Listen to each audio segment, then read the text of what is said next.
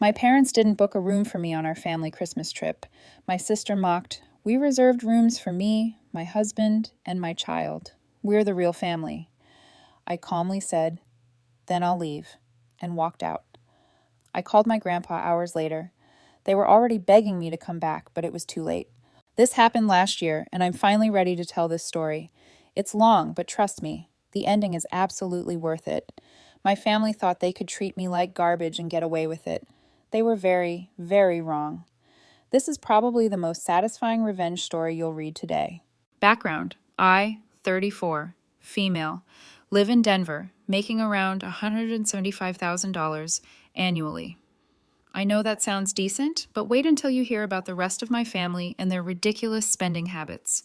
This story involves years of family dysfunction, public humiliation, and the most epic comeback you can imagine. Let me paint you a detailed picture of my childhood and why this revenge was so incredibly satisfying. While my sister Ashley was winning beauty pageants and dating star athletes, I was the weird kid who actually cared about grades, saving money, and building a real future. My parents, Robert and Linda, made it crystal clear from the beginning who their golden child was and who was just taking up space. When Ashley turned 16, she got a brand new BMW with a giant red bow on top. I'm talking about a $40,000 car for a teenager who didn't even have a job. The whole neighborhood came out to watch her squeal and jump around like she'd won the lottery. She posted about it on every social media platform, calling it the best day ever and thanking her amazing parents.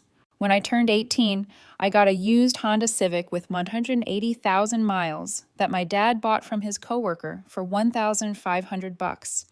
"It builds character," he said, while Ashley smirked in the background, probably already planning her next expensive request.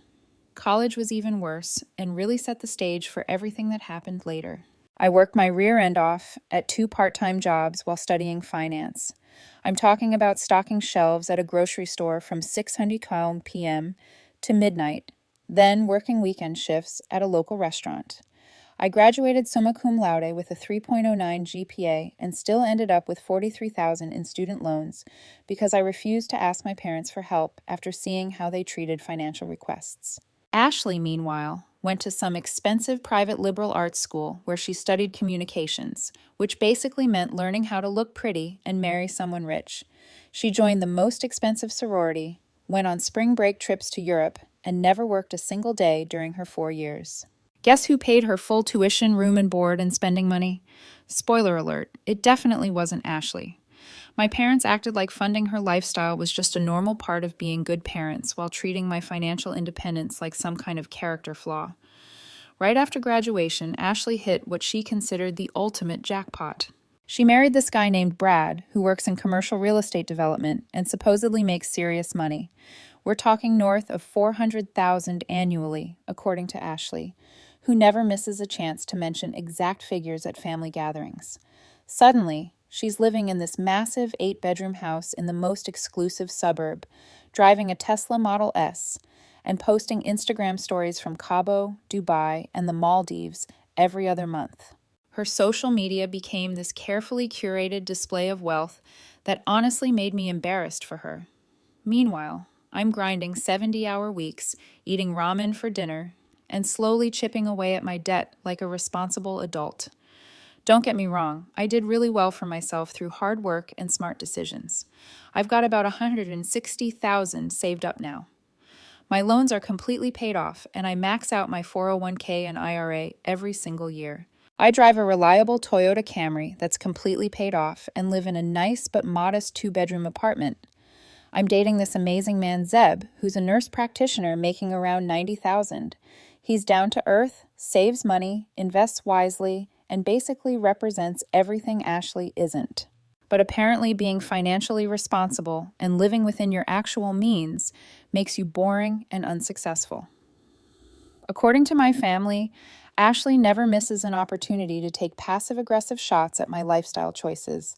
At family gatherings, she'll make comments like, "Rose, when are you going to get a real job that pays enough to actually enjoy life instead of just surviving?" Or, "Maybe if you spent less time obsessing over spreadsheets and more time networking with successful people, you'd understand how the world actually works." She'd say this while showing off whatever new designer purchase she'd made that week.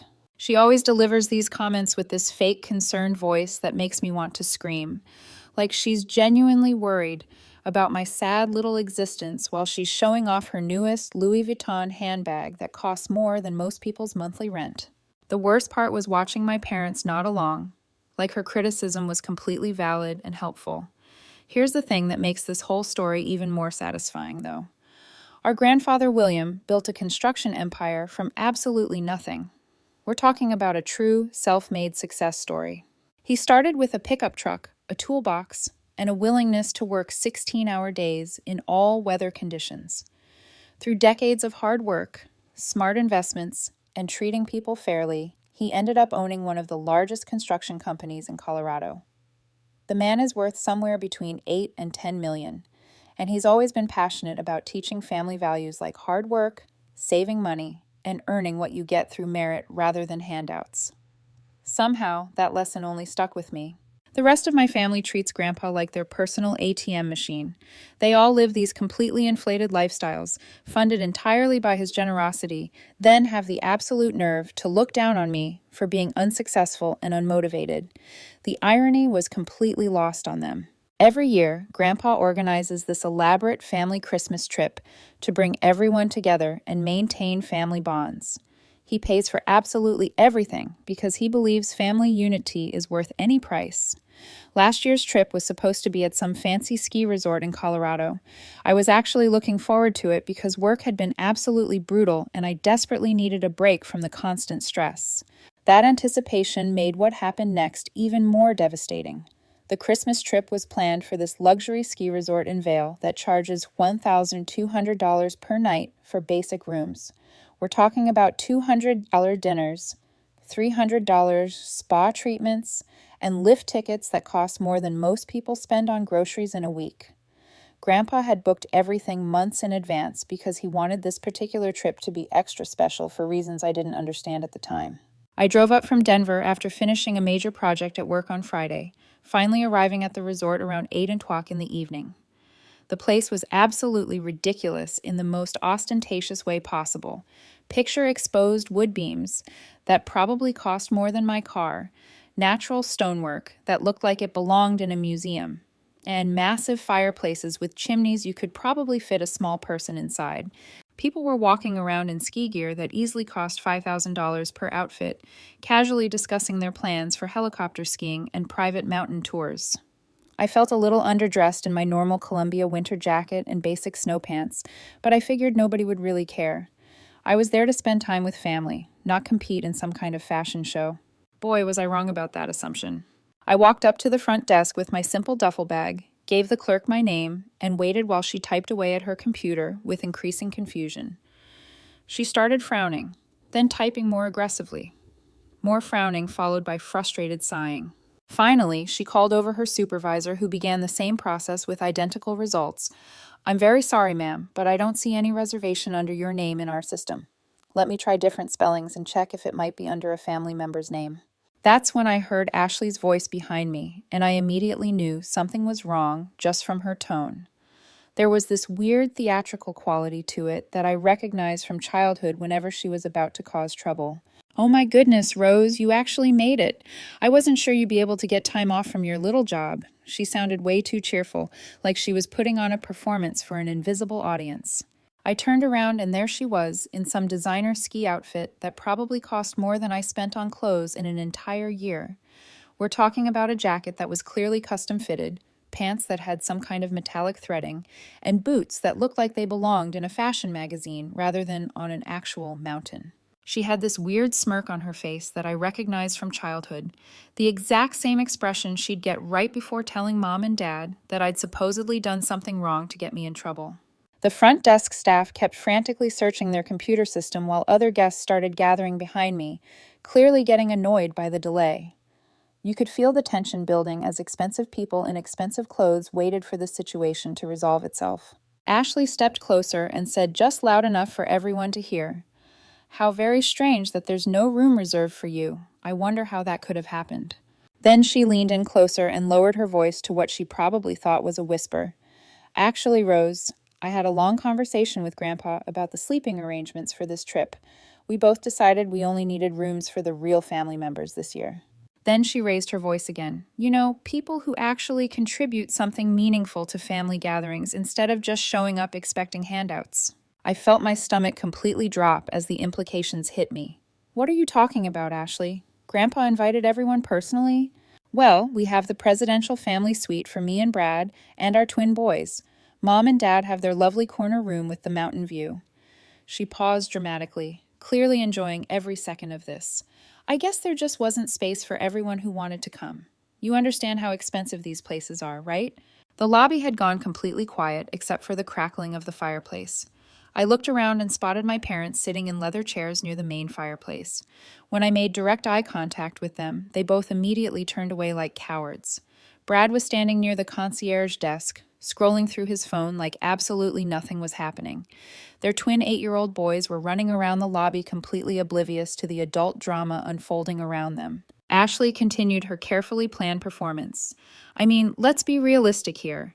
It's not like you could afford to stay at a place like this anyway on your little analyst salary. Maybe there's a Holiday Inn or Super 8 motel down the mountain somewhere. She actually started giggling while saying this, like the idea of me staying at a budget hotel was the funniest thing she'd ever imagined. Several other guests were now openly staring at our family drama. The front desk clerk looked absolutely mortified, probably wondering if she should call security. The supervisor was pretending to be busy with important paperwork while obviously listening to every single word of this humiliating conversation. Ashley, what the heck is going on here? Grandpa specifically invited me and confirmed my attendance. Oh, sweetie, she said in that syrupy, condescending tone. Grandpa understood completely when I carefully explained the real situation to him. We need to prioritize the people who actually matter to this family's future success. She gestured dramatically toward Brad, who still hadn't looked up from his phone. I mean, Brad's company just closed a $15 million commercial development deal last month. That's real success. That's the kind of achievement we should be celebrating and supporting as a family unit. Something clicked in my brain at that exact moment. This wasn't some innocent misunderstanding or computer error. Ashley had deliberately and carefully planned this entire scenario. She wanted to humiliate me in front of complete strangers to prove some twisted point about family hierarchy and her perceived superiority. The realization hit me like a physical blow. I stood there for maybe 20 seconds just processing what was happening, while Ashley watched my face with obvious satisfaction. She was clearly enjoying herself immensely, probably expecting me to beg for help or make some kind of desperate scene that would embarrass me even more. My parents were still avoiding eye contact like the cowards they'd always been. Brad continued pretending that none of this was happening. The other hotel guests were getting increasingly uncomfortable with this public family meltdown. Then something completely unexpected happened.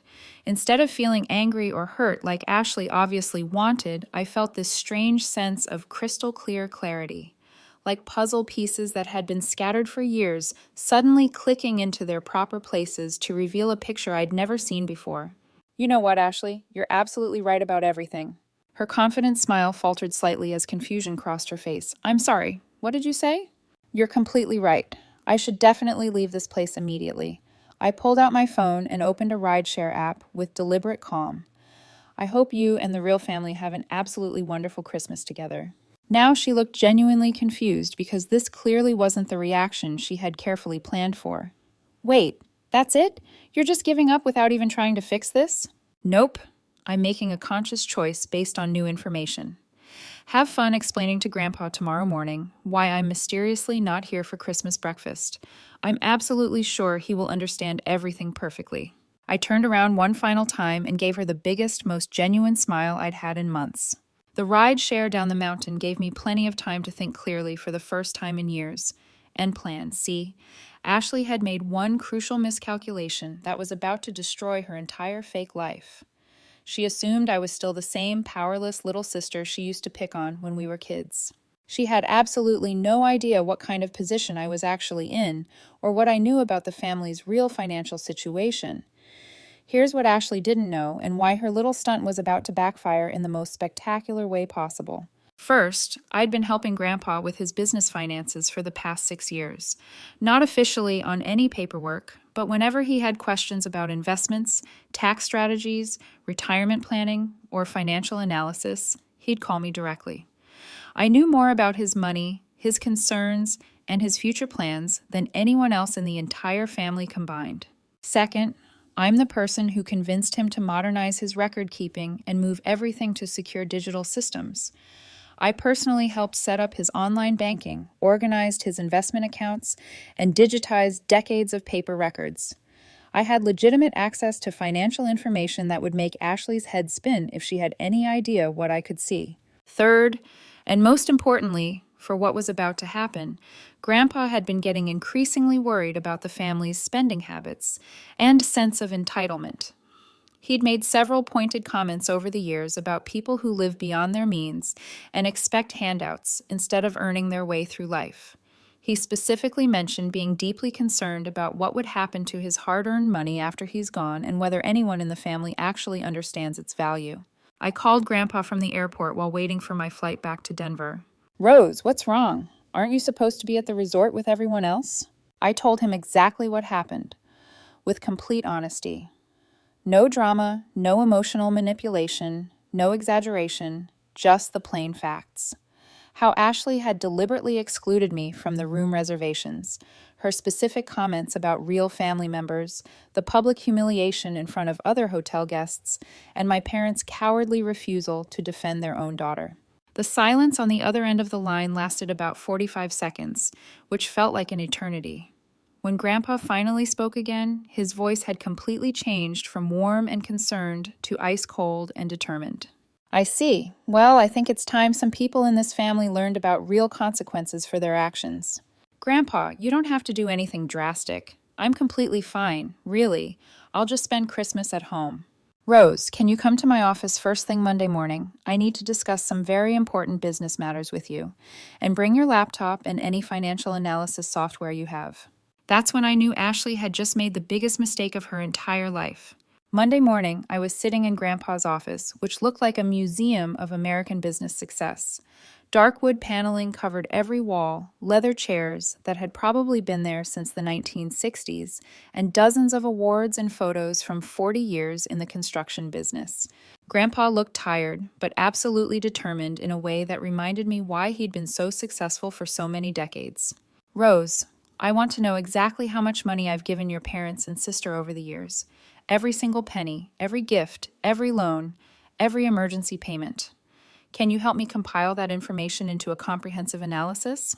This was where my financial analysis background became incredibly useful in ways I'd never imagined. I spent the next week going through bank records, transfer logs, tax documents, canceled checks, and digital payment records. Grandpa gave me complete access to his personal accounts, business accounts, and financial records going back 20 years. What I discovered was absolutely mind-blowing and worse than even I had suspected. Over the past decade alone, here's what I found. Ashley had received $49,000 for her wedding, which she claimed was just enough to cover the basic expenses. But I found receipts showing they spent over $78,000 total.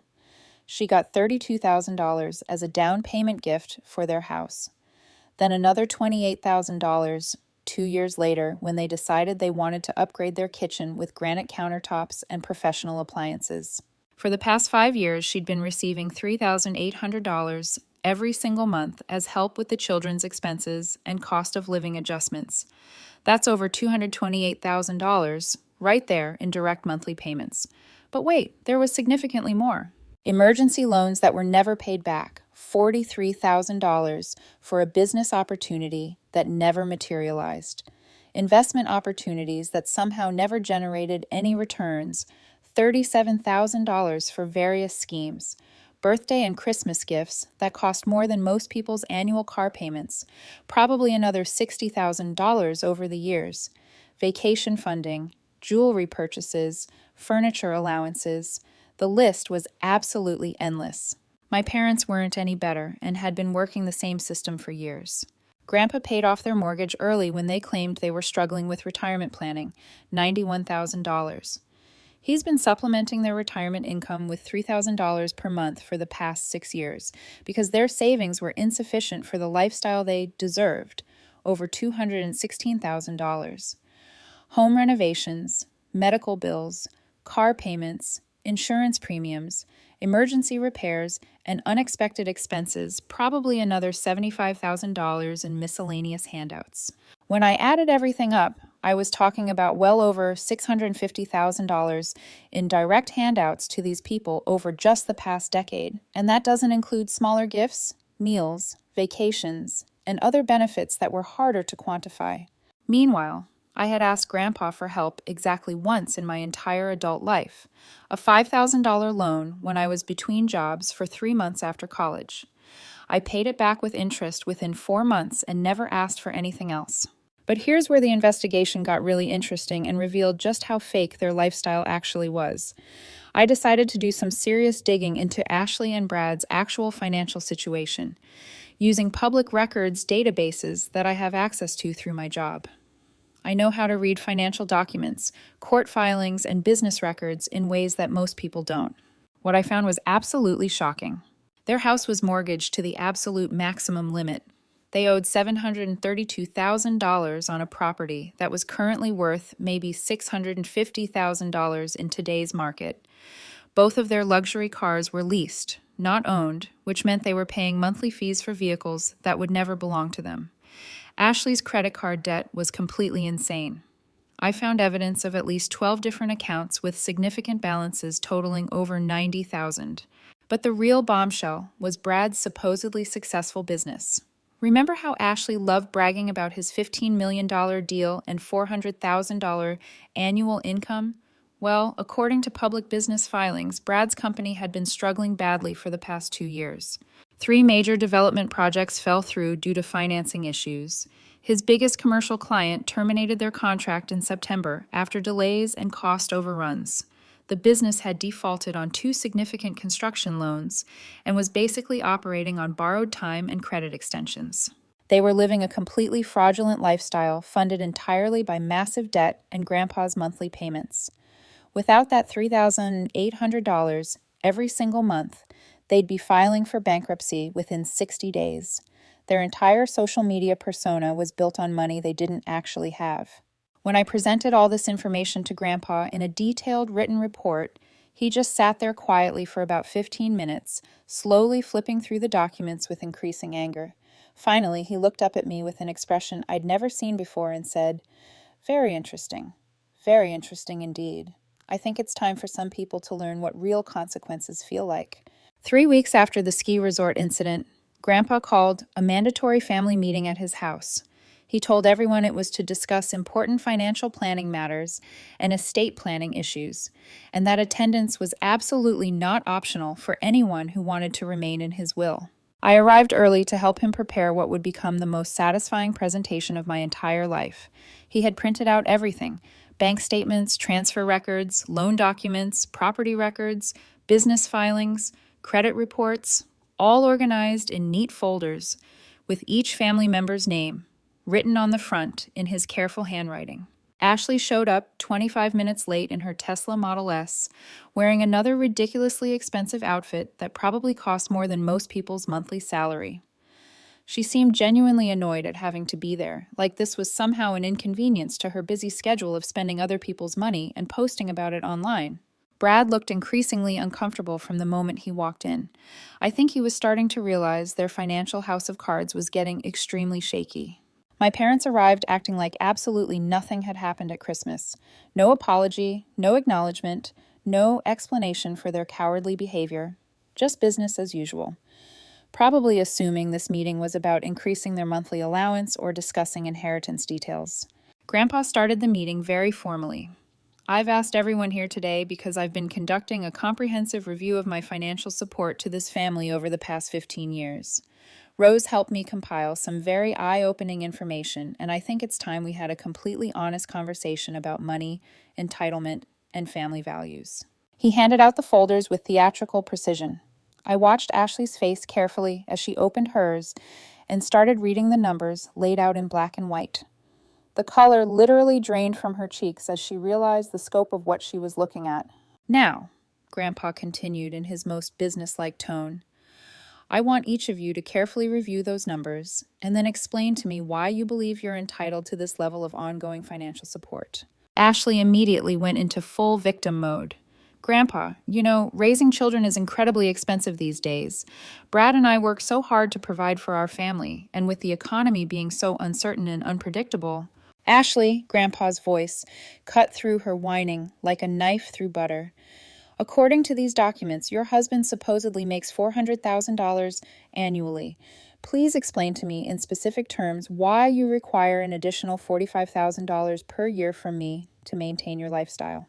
Well, the house payment is really high because we wanted the boys to grow up in a good neighborhood.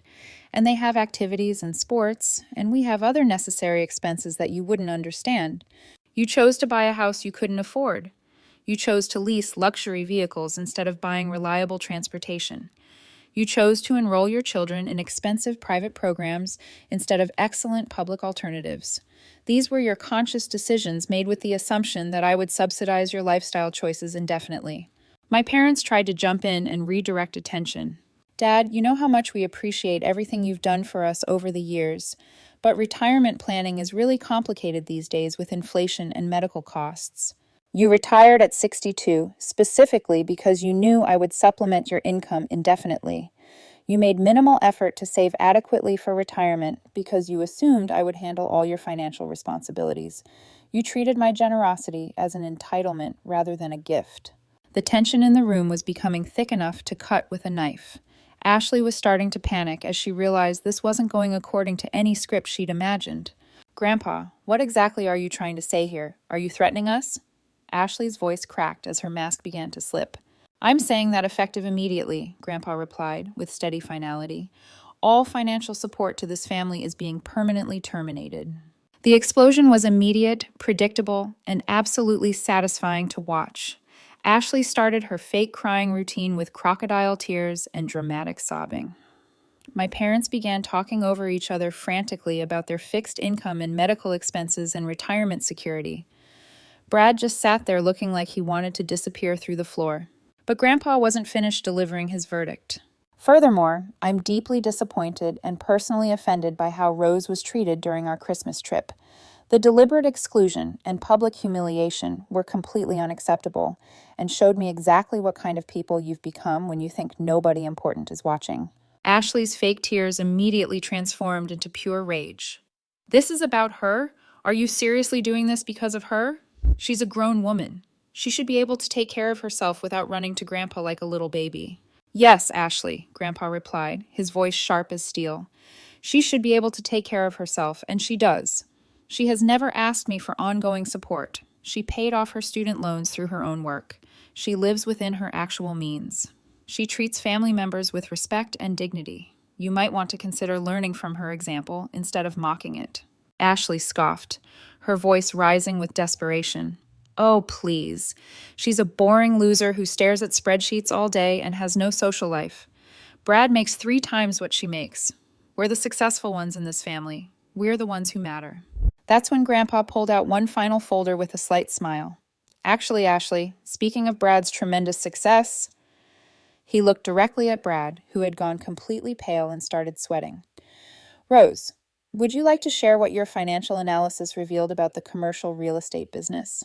This was probably where any decent person should have felt sorry for them, but I didn't, not even slightly. They had this coming for years. I opened my laptop and pulled up the detailed financial analysis I'd prepared specifically for this moment. Well, based on public records, business filings, and financial documents, Brad's company is essentially bankrupt and has been operating on borrowed time for months. Brad's face went from pale to green as he realized his fake empire was about to crumble in front of everyone. Rose, you had absolutely no right to investigate my private business affairs, he stammered. Actually, I had every right, I countered. This is all publicly available information through state business registries and court filings. Your company has defaulted on 4 major construction loans in the past 2 years, totaling over $2 million. Your largest commercial client had terminated their contract in September after citing delays, cost overruns, and quality issues. You haven't successfully closed a development deal worth more than $60,000 since last summer. Ashley was looking back and forth between me and Brad, like she couldn't process what she was hearing. The fake world she'd built on social media was crashing down in real time. I continued with methodical precision. Your personal finances are even worse than your business situation. Your house is underwater on the mortgage by approximately $82,000. You're carrying $97,000 in credit card debt across 14 different accounts. Your vehicle lease payments alone cost $2,200 per month, which is more than most families spend on housing. The silence in the room was absolutely deafening. You could hear the grandfather clock ticking in the corner. Grandpa spoke up with obvious satisfaction. Rose, what did your analysis reveal about Ashley's personal spending patterns? I didn't even flinch.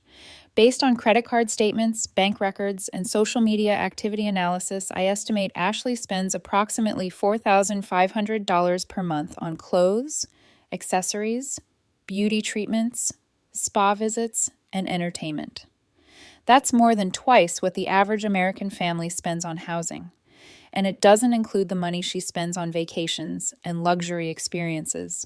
Ashley finally completely lost control. You absolute psychopath! Who gave you the right to investigate my personal life like some kind of creepy stalker? This is insane. You did, Ashley, I said firmly. When you decided to humiliate me in public and exclude me from family events. When you made it crystal clear that you consider me inferior to your supposedly successful husband. When you treated me like garbage in front of strangers. Actions have consequences, and you're about to learn what those consequences look like. Grandpa stood up slowly with the dignity of a man who'd built an empire through hard work. I think we've covered everything we need to discuss today. You all have some very serious decisions to make about your futures. Rose, could you please stay behind for a few minutes? I have something important to discuss with you privately. My parents and Ashley's family filed out of the house in complete chaos. Ashley was screaming about how unfair everything was and how I had destroyed the family with my psychotic behavior. Brad looked like he was going to be physically sick. My parents just looked utterly defeated and lost. After they left, Grandpa sat back down and actually smiled at me with genuine warmth for the first time in weeks. You know, Rose, I've been thinking quite a bit about updating my will and estate planning lately. My estate planning attorney thinks it's definitely time to make some very significant changes to reflect my current understanding of family values and responsibility. 8 months have passed since that family meeting, and the results have been absolutely spectacular beyond my wildest dreams. Brad's business officially filed for Chapter 7 bankruptcy in April. They lost the house to foreclosure and had to move into a small 2-bedroom rental apartment in a much less desirable part of town. Both luxury cars were repossessed within 6 weeks when they couldn't make the lease payments. Ashley had to get her first real job in over a decade. She's working at a department store making $13 per hour and absolutely hating every minute of it. Her social media went completely dark because she can't afford the lifestyle she used to fake. My parents had to sell their house and downsize to a tiny 1-bedroom condo in a retirement community they can actually afford. Dad came out of retirement and got a job as a part-time cashier at a hardware store. Mom is working the register at a grocery store. They're both completely miserable and constantly stressed about money for the first time in decades. The twins had to transfer from their expensive private school to public school, which Ashley complained about constantly until she realized nobody cared about her problems anymore. But here's the absolute best part that makes this whole story perfect. They all started calling me desperately, begging for help. It started with my parents about 3 months after the meeting. Rose, sweetheart, we're so sorry about what happened at Christmas. We should have defended you against Ashley. We realize now how wrong we were to treat you that way. Could you maybe talk to Grandpa for us? We're really struggling with these bills, and we don't know what we're going to do. I told them I'd consider helping if they wrote me a detailed handwritten letter, acknowledging exactly how they'd treated me over the years, and taking full responsibility for their choices and behavior. They actually did it, spending pages apologizing and admitting their mistakes, but it was obviously just desperate damage control. Then Brad called me about 2 months ago. Look, Rose, I know we got off on the wrong foot, and Ashley really regrets how she handled the Christmas situation. She feels terrible about everything. Is there any way you could help us out? Maybe a small loan to get us back on our feet. I promise I'll pay you back with interest as soon as business picks up again. I laughed out loud and hung up on him immediately. But the most satisfying call came from Ashley herself about 6 weeks ago, and I recorded it because I knew this day would come. Rose, please. I know I messed up really badly. I was completely wrong about everything. I was horrible to you, and I'm genuinely sorry, but I'm absolutely desperate here. The boys keep asking why we had to move, why Mommy has to work now, why we can't go on vacation anymore, why their friends can't come over to our apartment. I'll do anything. I'll apologize publicly on social media. I'll admit I was wrong about everything. I'll tell everyone you were right. Just please help us get back to normal. I kept my voice calm and steady. Ashley, I have just one question for you, and I want you to think carefully before you answer. Anything, she said quickly. Ask me anything you want. When you excluded me from that hotel reservation and told everyone it was only for the real family, did you think for even 1 second about how that would make me feel as your sister? Complete silence for about 30 seconds. I could hear her shallow breathing on the other end. Did you consider that I'm your sister and I deserve basic respect and dignity, regardless of how much money I make? Rose, I was just trying to... No, Ashley. You humiliated me because you thought I was weak and pathetic. You thought I needed you more than you needed me. You assumed I would always be there as your backup plan. You were completely wrong on every single count. Her voice cracked. Please, Rose, I'm literally begging you here. I'll get on my knees if that's what you want. You know what? You're absolutely right. You are begging me. And do you know how that makes me feel? She whispered. How? It makes me feel like maybe there's some real justice in the world after all. I ended the call right there. And for the first time in years, I felt a weight lift off my chest. The aftermath of that call has been strangely quiet. Ashley hasn't tried reaching out again. Brad, who used to strut around with smug arrogance, now looks like a shell of the man he once pretended to be.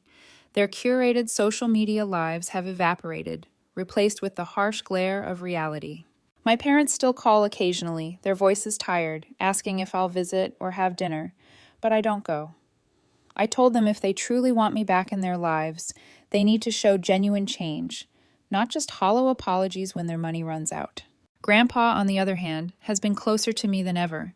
He tells me how proud he is that I live responsibly, how grateful he is that at least one of his grandchildren listened to his lessons about hard work and humility. One afternoon, as we sat in his office reviewing some investment reports, he said something that stuck with me forever. Rose, wealth is a tool, not a trophy. Some people use it to build and support, others to flaunt and destroy. I've watched this family crumble under entitlement, but you've proven you understand the real value of money and of respect. He hinted that changes to his will had already been made. I didn't ask for details. I don't need to know. What matters is that he trusts me, and I've earned that trust not by demanding, but by living with integrity. Sometimes I still replay that scene in the ski resort lobby in my head, the fireplace crackling, the guests whispering, Ashley smirking as if she'd finally won the lifelong sibling rivalry. I remember the sick feeling in my stomach, the heat rising to my face. And then I remember my calm smile, the deliberate choice to walk away, and how that single moment shifted everything. Ashley thought she was orchestrating my humiliation. She didn't realize she was setting the stage for her own downfall. Today, I live peacefully with Zeb in our modest apartment. We cook together, save together, dream together. We don't need luxury cars or 8-bedroom houses to feel fulfilled. Our happiness is quiet but genuine, steady but real. Ashley once called me boring.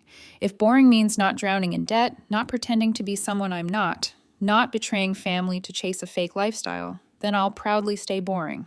Because in the end, boring won. And Ashley? She lost everything. It's funny. Growing up, I always thought revenge would feel like fireworks. Loud, explosive, undeniable. But real revenge? It's quieter. It's in the silence after a phone call. When the person who tried to break you realizes they broke themselves. It's in the way their voices shake when they beg for help, and you finally have the power to say no. That's the kind of justice that doesn't just burn bright. It lasts. And I wouldn't trade it for anything.